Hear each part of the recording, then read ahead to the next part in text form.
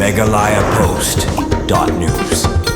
Ulat ke Jylla CHVJ Shankar mentaka sengula penpang bodi ki Hajar ngut ki brio kila Shah Ktah Jakpoh ban kershan ya kayeng kesem kabade hadian baka National Green Tribunal kala Khang ya Khang Tih Dewiong belatip kumkurat hul mining hak baka sorkar Meghalaya kalaya syaprang bentau kilan kilenti na kabenta ban yo Tih Dewiong Naduh ke NGT kala Khang ya Khang Tih Dewiong balaju khot karat hul mining bala arai ne penskamru da Supreme Court kayeng bishar behedu kari da ki Hajar ngut ki pajba ki basanya hak Khang Tih Dewiong kila Shah Ktah hak liang ke jingka Jakpoh ban kershan ya kayeng kesem ong ulan ke Jylla habakran mentaka sengi hak jing sedang ke dorbar mang tengka hak Jylla ula ongru baka sorkar kala turai klam dathan ban budian halor kilat kilenti ki badai halor kani ke Khang Tih Dewiong ban wanra akat kum ke juk stat menta scientific mining kenang bakanum penyap jaya ki pajba ke jing turikam ke sorkar ban thau kilat kilenti ban yo Tih Dewiong ki badai kat kum ke juk stat menta kelawan ra ke jing mentoy ong ulan ke Jylla bat ban rabru laingut ki bala thep kerteng ban yo ke scientific mining kila yo ke jing menjur nak sorkar kemi bar kila sedang ru ya ke jing Tih Dewiong belaju shalan syakeleng ki Jylla ha kari limba karel.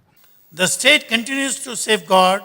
Meghalaya's core natural resources by promoting sustainable management of soil, water, vegetation through strong community participation.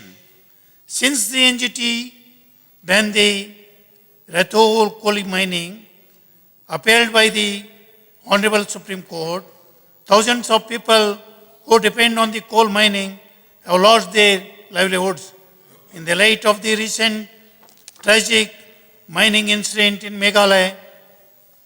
East Jantia Hills, the government has decided to constitute a judicial inquiry commission under the Commission of Enquiry Act to investigate the incident. MeghalayaPost.news.